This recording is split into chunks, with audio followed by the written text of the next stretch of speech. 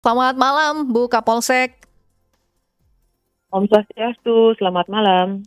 Ya, Bu Kapolsek mungkin bisa dijelaskan tentang kronologinya ini bagaimana peristiwa ini pertama kali dilaporkan ke pihak kepolisian? Jadi pada saat kami menerima informasi, itu informasi awal yang kami ketahui itu adalah adanya mahasiswa yang terjatuh dari gedung, salah satu gedung di Universitas Udayana di Jalan Sudirman. Namun pada saat itu informasi yang kami terima, korban itu sudah dilarikan atau dibawa ke rumah sakit. Selanjutnya pada saat itu disampaikan korban masih dalam keadaan hidup, demikian. Oke. Nah, sejauh ini apa temuan awal yang didapatkan oleh pihak kepolisian di lokasi kejadian? Apakah betul ada dugaan-dugaan, jatuhnya ini karena bunuh diri atau apa ini yang ditemukan? Karena kabarnya CCTV di, lantai korban jatuh itu juga rusak, Bu Kapolsek. Hmm. Baik, jadi dapat kami jelaskan bahwa ada CCTV yang merekam pada saat korban itu datang. Itu CCTV yang ada di Mmm. lobi di bawah itu merekam jelas pada saat korban datang, masuk seorang diri, kemudian CCTV itu pula yang merekam eee, momen ketika korban terjatuh pas di lobi tersebut, seperti itu. Mhm. Memang pada lokasi di mana ditemukannya ransel atau tas dan sepatu korban itu tidak tercover oleh CCTV, tetapi kami sudah meminta keterangan beberapa orang saksi yang memang kebetulan pada saat itu atau saat kejadian itu melihat korban itu datang atau keluar dari lift di lantai 4, kemudian melihat korban duduk di salah satu selasar atau di tempat duduk yang berada di dekat dekat tembok, di mana posisi terakhir ditemukan tas dan sepatu milik korban. Mmm. Karena antara saksi dengan korban tidak saling mengenal, jadi korban ini kan sudah semester 7, sementara saksi masih semester bawah, perkiraan semester 4 atau 5, jadi tidak saling mengenal, jadi tidak ada tegur sapa di sana.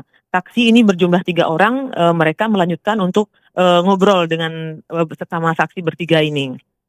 Kemudian tidak berselang berapa lama, salah satu dari saksi itu sempat menoleh ke arah tempat korban duduk tadi, yang dilihat itu hanya ada sepatu. Jadi saksi yang melihat itu pun menyampaikan kepada rekan-rekannya, "Eh, kok ada sepatu di sana?" Seperti itu. Mmm. Kemudian temannya bilang, "Ya sudah mungkin punya yang tadi, udah biarin aja." Jadi mereka tidak tahu ke korban setelah duduk di sana hingga tinggal ada sepatunya. Kemudian ada juga saksi yang melihat pada saat korban membuka sepatu di tempat duduk yang sama di sana. Jadi saksi pada saat itu berjalan di koridor itu menuju ke ruang kelas, kemudian pada saat berjalan itulah saksi melihat korban sedang duduk dan melepaskan sepatu. Kemudian karena memang tidak saling kenal, tidak ada tegur sapa, saksi melanjutkan perjalanan menuju ke ruang kelas, kemudian meletakkan jaket dan barang-barang lainnya, kemudian lanjut keluar lagi. Pada saat keluar dari ruangan, itu saksi sudah tidak melihat ada korban di sana duduk di tempat semula tadi, yang tertinggal di sana adalah sepatu dan tas milik korban, seperti itu, Mbak. Oke, berarti, keterangan dari saksi di lokasi kejadian ya yang dilakukan oleh pihak kepolisian. Bagaimana dengan pengakuan dari teman-teman Timothy? Karena kabarnya kan ada sejumlah teman korban ini yang juga menyampaikan permohonan maaf, karena sudah melakukan, pembulian begitu sebelumnya. Bisa dikonfirmasi apakah ini juga masuk dalam, saksi, daftar saksi yang diperiksa? Untuk yang kemarin itu sempat viral, kemudian yang sempat menyampaikan permohonan maaf di media sosial, itu yang viral adalah chat di grup mereka, itu pada saat setelah Mmm. korban terjatuh dan dirawat di rumah sakit. Jadi mereka membahas terkait korban terjatuh dan dirawat di rumah sakit. Jadi tidak ada chat yang membahas tentang kejadian sebelum perundungan yang terjadi sebelum korban terjatuh, seperti itu. Mmm. Sehingga sampai dengan hari ini yang kami periksa itu adalah saksi-saksi baik itu dari pihak dosen, kemudian saksi dari staf atau pegawai dari UNUD, kemudian saksi-saksi berupa teman-teman dari korban, termasuk sahabat korban juga, yang kami dapat infonya dari ayah korban juga bahwa saksi ada memiliki seorang sahabat, jadi itu sudah kami mintai keterangan juga seperti itu. Oke, berarti untuk, saat ini dari hasil penyelidikan sementara apa, ada indikasi korban ini mengalami perundungan sebelumnya atau justru, kecelakaan murni begitu yang, menyebabkan korban ini terjatuh? Mmm.